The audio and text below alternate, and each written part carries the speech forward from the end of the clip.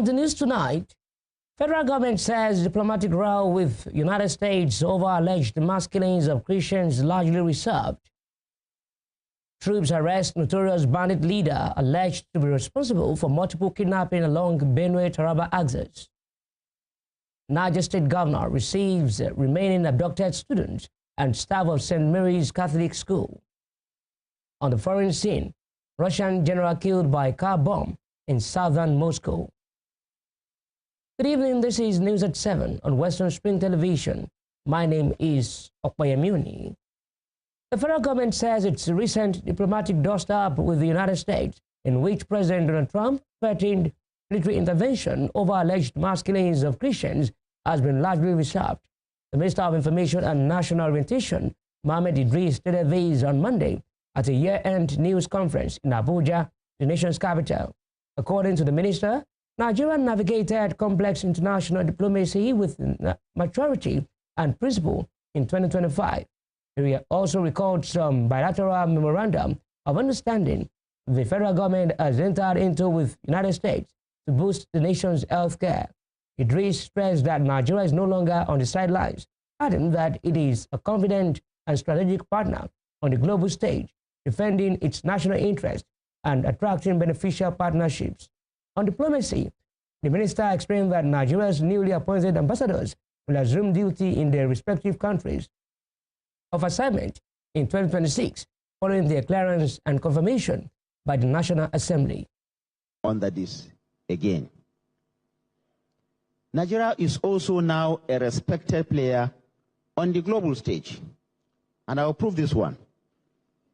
In 2025, and all of you are aware of this, we navigated a very complex international diplomacy with maturity and also with principle and with dignity that Nigerians are known for. For example, the recent diplomatic spat with the United States has been largely resolved through a firm, respectful engagement culminating in a strengthened partnership between America and Nigeria. Let me say it here, that what has happened, as bad as it was, has also helped to strengthen the kind of collaboration that Nigeria is having with the United States of America, especially in the area of security, making sure that Nigerians live free of this crime and criminal elements. As a further demonstration of this, and only a few days ago, the federal government of Nigeria signed a 5-year, $5.18 billion health cooperation memorandum of understanding with the United States of America. So for those who are thinking that Nigeria's relationship with the United States has been damaged, there is a further proof, only a few days ago, of this cooperation agreement signed between Nigeria and the United States. Now, what is in that MOU? The United States will provide $2.18 billion in grant funding, while Nigeria will contribute $3 billion. This has been described as the largest co-investment by any country to date under the America First Global Health Strategy. This will strengthen Nigeria's healthcare system, it will save lives, and it also attract investment. Now, we had some people saying that the American government was talking about only saving a particular religion in this country. What is contained in that MOU, and no particular religion was mentioned, is that there is this kind of cooperation, multi-faith cooperation amongst all Nigerians, meaning that every Nigerian is going to be a beneficiary. In other development, the federal government has officially designated kidnappers and violent armed groups as terrorists, marking a major escalation in Nigeria's response to abductions, attacks on farmers, and community violence. The announcement was made on Monday by the Minister of Information, Mohammed Idris, during the end-of-year press briefing in Abuja. This move signals a shift from treating mass kidnappings and rural attacks as ordinary crimes to confronting them under full counterterrorism measures. He added that the policy would strengthen intelligence sharing and operational coordination across security agencies, allowing for faster and more decisive action. The minister highlighted that improved interagency collaboration has already produced results, noting that in 2025, 2 of the most internationally wanted criminals were captured through coordinated operations.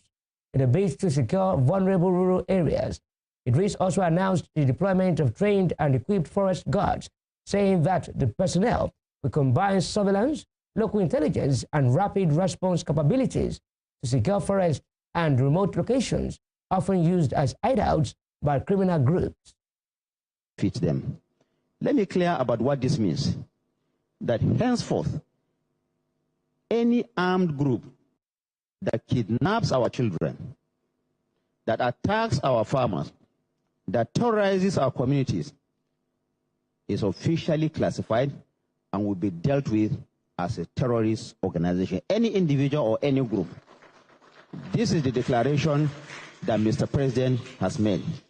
Now, the era of ambiguous nomenclature is over.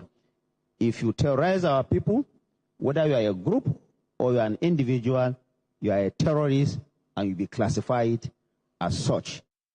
The National Security Advisor, Rpow, has said President Bola Tinubu is pleased with the leadership of Governor Siminalayi Fubara in Rivers State, describing the state as one of the most peaceful in the country. Rpow said this when he led a presidential delegation comprising the Ministers of Works, David Umahi, Environment, Balarabe Lawal, and top officials of Nigerian National Petroleum Company Limited on a courtesy visit to the Rivers State Government House in Port Harcourt. Rpow said the federal government delegation was in the state to consolidate ongoing peace efforts in Ogoni land. He noted that a new chapter was unfolding in Ogoni, stressing that Nigeria will no longer be what it used to be, with the transformation beginning from the area. According to him, President Bola Tinubu specifically directed him to thank Governor Fubara, expressing happiness with his leadership style and coordination over the discussion of a resumption of oil exploration in Ogoni.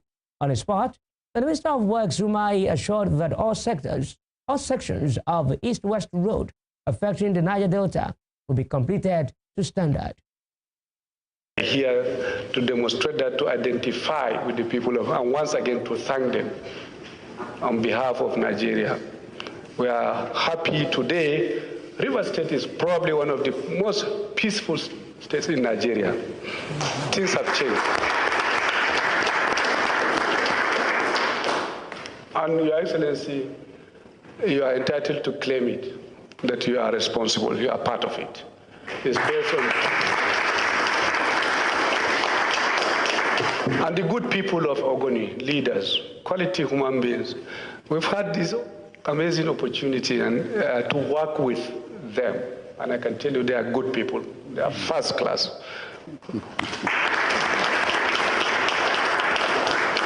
And we have seen, progress, development, and a massive promise for Nigeria and our future. Ogoni is looking like the turning point for Nigeria today. A new chapter is being opened.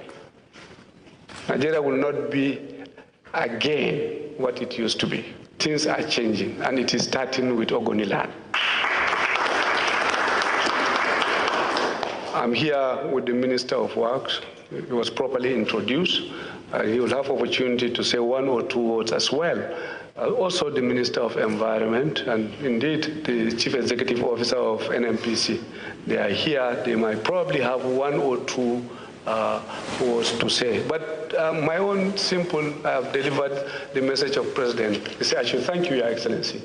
He is very happy with you, and we are happy with you. He said, I should also thank the people of Ogoni land for the cooperation, for understanding, and for giving him chance for him to achieve an amazing, a problem of 2 or 3 decades. Somehow now is turning to be a massive opportunity for Nigeria. He said, I should thank you, you leaders of Ogoni land. Thank you so much for it. You know, Your Excellency, I will still repeat your support. You did well. You provided enabling environment for that. You make it possible. And not only that, you also supported directly with a couple of things that is helping us to move forward. I will just name. Troops of Forward Operating Base Wukari under the 6th Brigade Nigerian Army Sector 3 Operation Road Stroke have arrested a notorious bandit leader alleged to be responsible for multiple kidnapping and armed robbery incidents along the Benue-Taraba axis. The arrest was carried out on December 21 during a precision intelligence-driven operation at Vase Community, Ukum local government area of Benue State. In a statement released on Monday, the spokesman for the 6th Brigade, Lieutenant Muhammad Umar, disclosed that the operation led to the arrest of Fidelis Gayama, a high-value suspect who had long been sought by security agencies. Umar said preliminary investigation reveals that the suspect is closely linked to Dogo, a wanted armed group leader, and is believed to be the ringleader of a criminal network that has terrorized travelers and communities along the Kinte-Wukari Road and adjoining border areas between Benue and Taraba states. Further validation by personnel of the Nigeria Police Force at Vase Outpost confirmed that the suspect is among individuals declared wanted by the Ibeji Police Division, Ukum local government area of Benue State.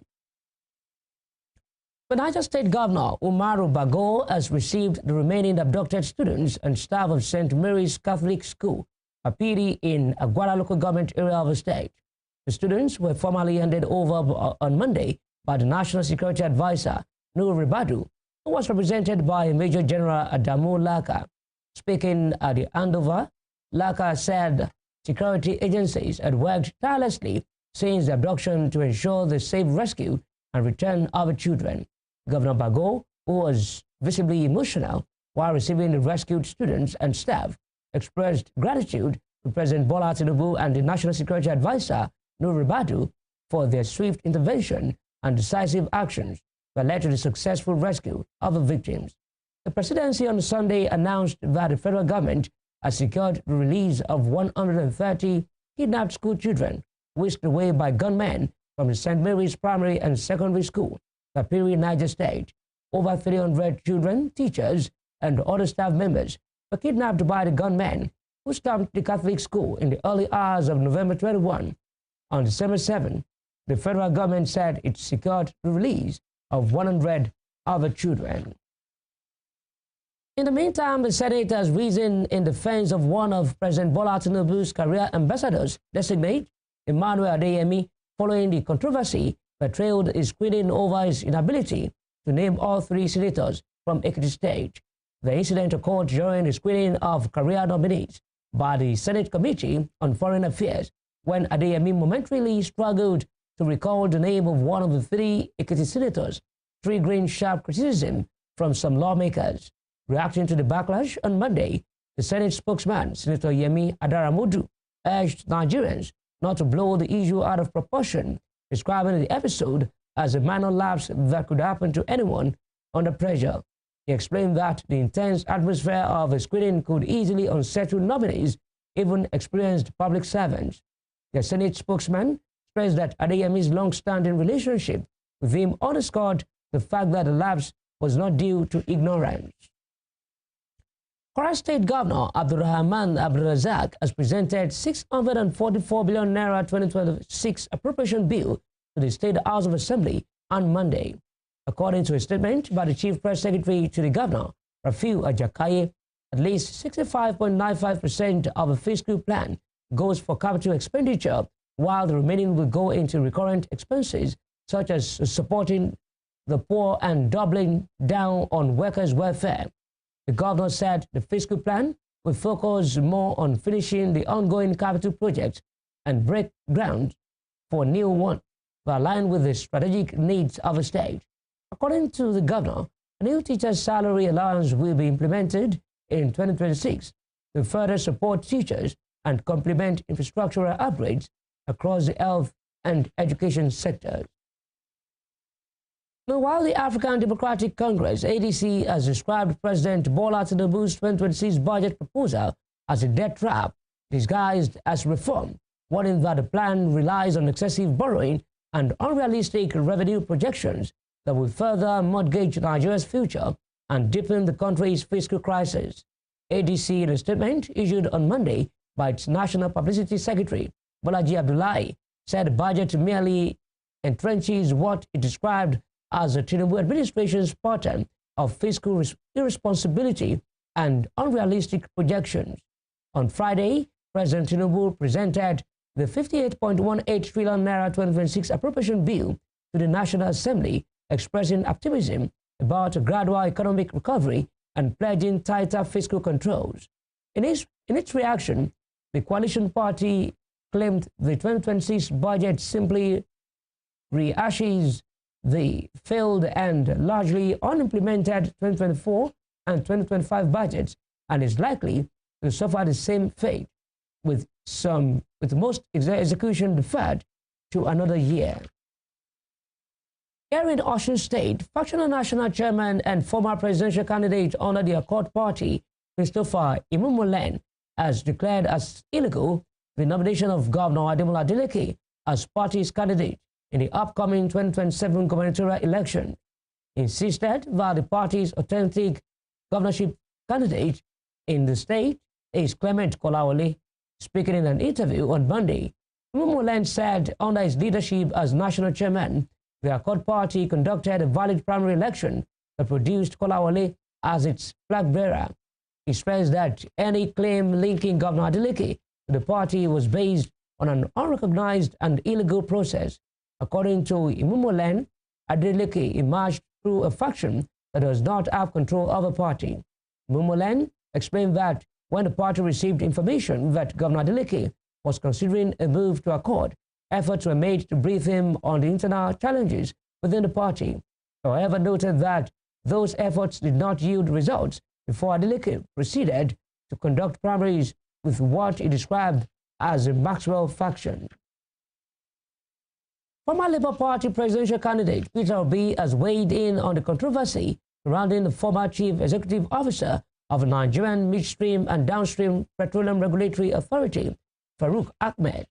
The president of the Dangote Group, Aliko Dangote, had accused Ahmed of spending about $5 million on the secondary school education of his 4 children in Switzerland.